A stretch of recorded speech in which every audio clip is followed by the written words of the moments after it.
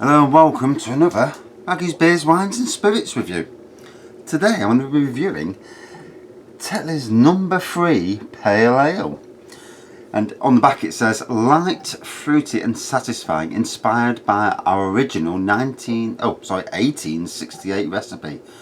Brewed in Leeds, again with English hops, pale ale malt and Tetleys original yeast. Now Tetleys used to be in Sainsburys. They had an extra smooth version of it, very similar in a lot of ways to John Smith's extra smooth, and it was blooming cheap as well, something like 8 cans for £3. Yeah, I mean that was exceptionally cheap, and for some reason, I don't know why, sadly Sainsburys got rid, and they, you know. But sadly, Sainsburys are a company that, you know, I used to work for. And I had a great time there. Got a lot of really, really good friends there. But they are a company that, with strange business decisions, let's put it that way, wanting people to pay more. You know, if a product like Tetleys was as equally as good as John Smith's, and well, Caffrey's was around then, why get rid of it? Why not keep selling it? You know, was the profit margins not there? Makes you wonder. So, good carbonation and lacing, golden to amber pour, white head, and obviously Tetleys have done must have done a bit of rebranding these last couple of years since I left Sainsburys at least, and gone more into bottles. And like everything, you see Guinness, the likes of Guinness, you see it in cans, but you see it in bottles.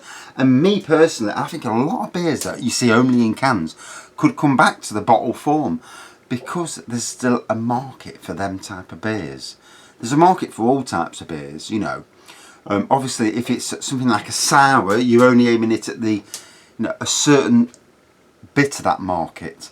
But this fella, you know, this pale ale, shall we say, pale ales are massive these days, so it's aiming at the mainstream rather than the, you know, the not so.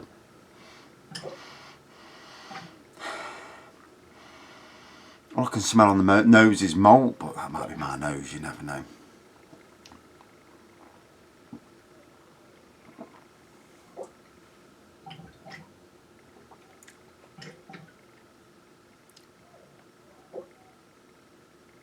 So I can hear somebody arguing in the background.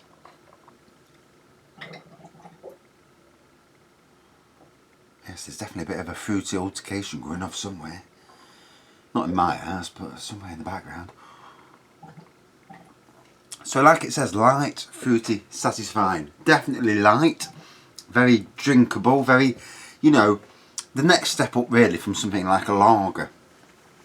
Fruity, there's definitely fruity elements there.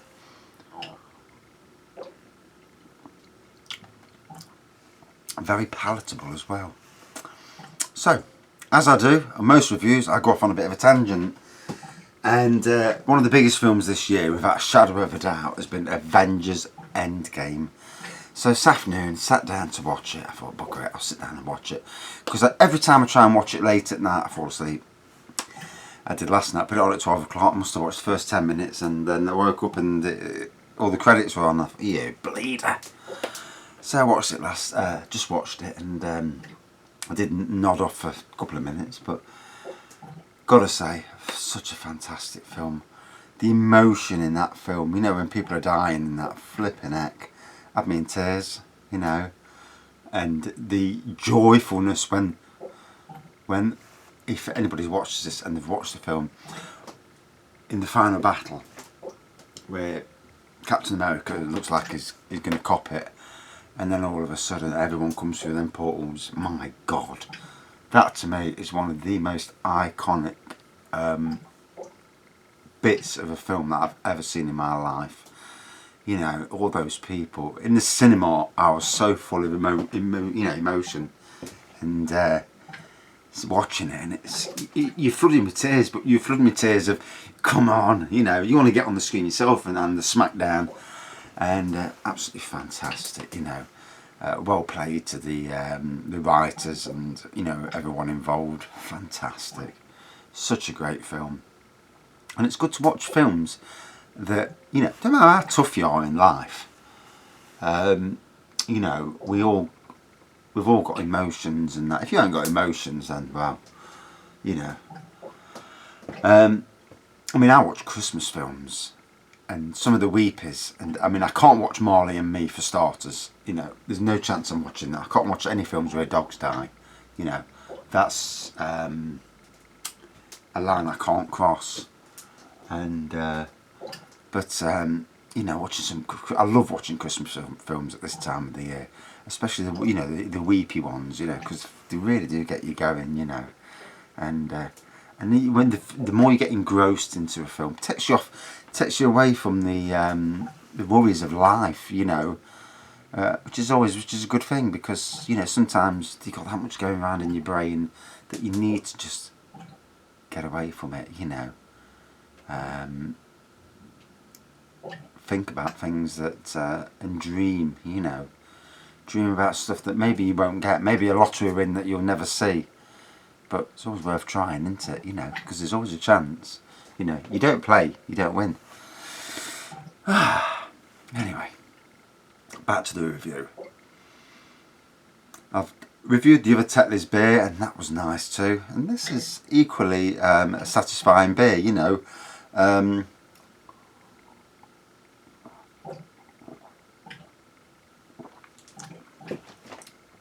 For me, very much traditional type beer. A good pub beer, you know, on the selection in pubs, you know, the pub, you know, from kegs. I think that this is a perfect place for that. I think it's certainly appeals to the more traditional beer drinkers than the craft beer generation, you know. But like all generations of beer drinkers, I mean, if you look now, gin, flipping out, gin is just through the roof at the moment. The last 2 or 3 years, it has been on an unprecedented roll, you know. I mean, I went to Menorca in 2017. I think that was when gin was just starting to get a bit of an edge. You know, the flavoured gins. And we went there and walked into a gin distillery. And I never knew there were so many varieties. And basically, all gin is a base alcohol, like vodka and like rum, because they can all be clear like water alcohols, and you add flavours to them. Bugger me. 4 minutes. I need to wrap up. And you just add flavours to them, and this is why gin has become so popular, because everyone's adding different flavours to them and the market's expanded out. But now, from the likes of Aldi and places like that, rum liqueurs are coming out, different flavoured rum liqueurs. So, you know, it's only because it's the base spirit. I mean, really, we ought to just say liqueurs, not just gin liqueur, rum liqueur, it's just liqueurs. Liqueurs are absolutely massive, but they will die back at some stage. Craft beers, certain types of craft beers will die back, you know. It's going to happen. In the market, it evolves until the next new thing comes out, which, you know, which people buy in a horrendous amounts. I mean, it's like Baileys. Baileys at one stage in supermarkets had anything up to 6 varieties. Now, most supermarkets, all you see is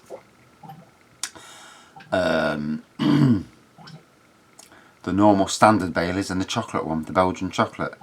Asda do the orange truffle and now the salted caramel. But there used to be mint, hazelnut, chocolate, coffee. And especially if you go to airports, there's another 4 or 5 varieties there that you've never seen.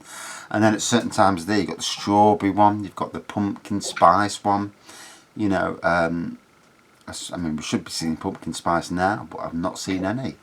I don't know what's going off this year with the beer and with the industry. It's to me, they're making silly decisions, but that's for another video. Right, let me crack on with this.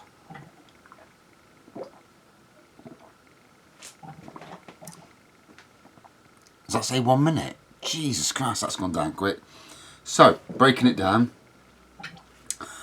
I don't know why my battery's gone down that quick. Gold amber pour, good carbonation lacing, white head. Malt on the nose, malt in the taste, floral in the taste, a bit fruity. So, 10 minutes already, Jesus, I've been rattling. Out of 5 then. Oh no, it's going to die. Out of 5, 4.1 out of 5. Thanks for watching. See you soon.